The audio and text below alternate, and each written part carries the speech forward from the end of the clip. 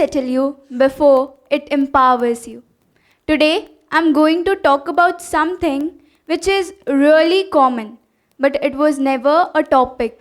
The national epidemic of Madam, adjust.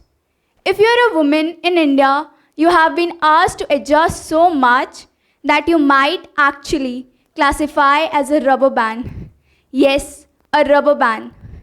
In buses, Madam, adjust. It's just a seat.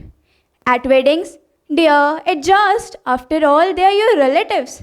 In marriages, you'll have to adjust with his family ways. And my personal favorite. Could you adjust your dreams, your ambitions a little? But the thing is, adjusting is not a courtesy, it's a conditioning.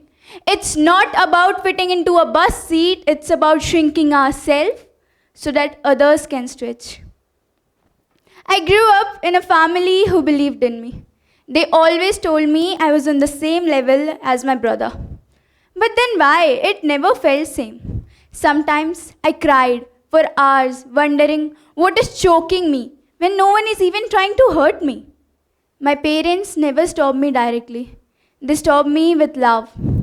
It's not safe for you. Your culture doesn't allow this. Don't you respect your culture? And it's almost impossible to argue with someone who is trying to protect you, who loves you. But when I did try to argue, Mama, why my brother can do this and I cannot? It never ended in understanding. It ended with a sting on my cheeks and a sentence that echoed louder than the slap. Don't start dancing on our heads. I was not reminded to obey my parents, I was reminded to know my place.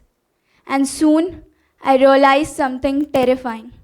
I had no control over the path I was walking. Because every time a choice came in front of me, I was told, don't worry, your brother will do it for you. He knows what is good for you. So I adjusted with whatever my brother told me to do. I adjusted and adjusted and adjusted until adjustment seems like breathing. Tell me how my brother is supposed to know what is good for me, what I want, what I crave for. The thing that no one tells you is, every time you adjust without questioning, you give away a piece of yourself.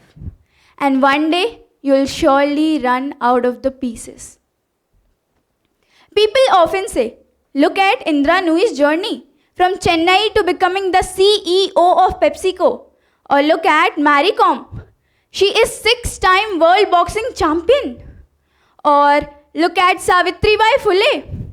She is remembered as the first female teacher in India. Things have changed. Women are independent. You are right. Something has changed.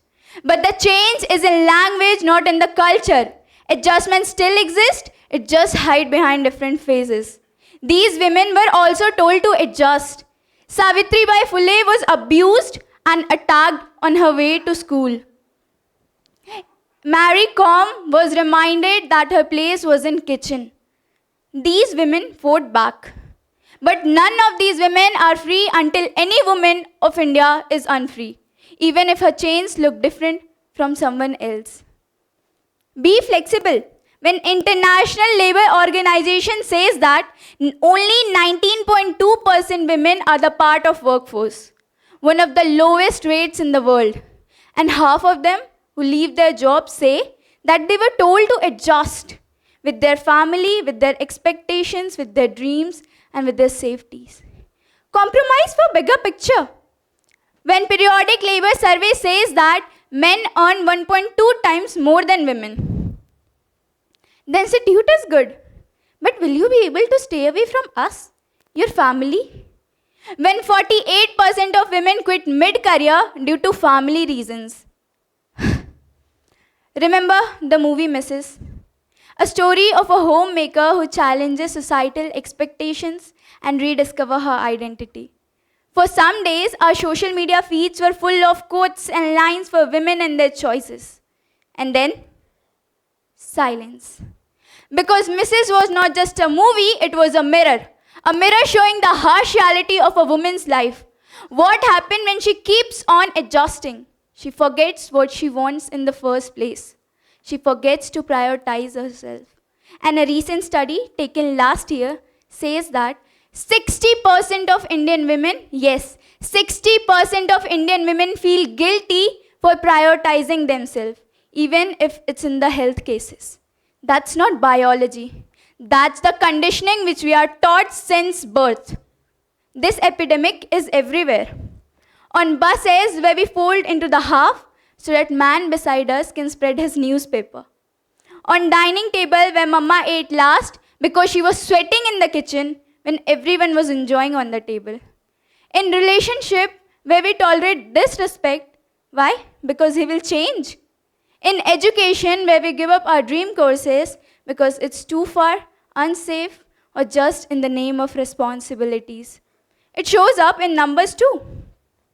14.3% girls in Telangana and 7.7% girls in Andhra Pradesh do not attend school because they are burdened with homework which is not even given by school. They take care of family, they take care of their younger siblings. And sometimes it is in the way we respond to the tragedies. Remember the rape case in Bengal? Nobody asked, what happened, why women are unsafe? People said, girls should avoid going to these types of places. Crime in India 2021 reported that there are 31,677 rape cases across the country. On an average, 86 cases daily. How many places are we going to ignore? These are the registered cases. 99% of sexual assault cases goes unregistered. Parents are shrinking their daughter's world instead of changing what that made it unsafe. Adjustment sounds harmless until you see the side effects. Mental health is ruined because the constant self-abandonment make you lose your sense of identity. This society will never make space for us if we'll keep on adjusting. And a study by the Times of India says that only 38% of girls say that they get to define their identity. Rest 66% say that they can compromise their identity for their family if required. This generation of girls are learning to bend in the world that never bends for them. Adjustment itself isn't the enemy. Every relationship needs compromises. Every team needs flexibility. But when only one gender is taught to bend while the other stand firm, that's not adjustment. That's an imbalance. We call adjustment as patience, sacrifice, or being a good woman. But let's be honest, it is never a virtue. It is a survival. And when a survival tactic gets dressed up as a moral strength, it is hard to question and harder to break. Adjustment isn't a dignity, it's a silent tax women have been paying for generations. We have mistaken a survival mechanism for a virtue, and the cost is the generation of women who don't know the sound of their own voice. So next time when you hear, please adjust, pause and ask, why not accommodate instead? Let us make space for us rather than waiting for someone to give it to us. It's ours, we own it. Let's change, adjust with assert. Because every time a woman stops adjusting, she doesn't become selfish, she becomes visible. Madam, adjust. We say no. Make space for us, please. Thank you.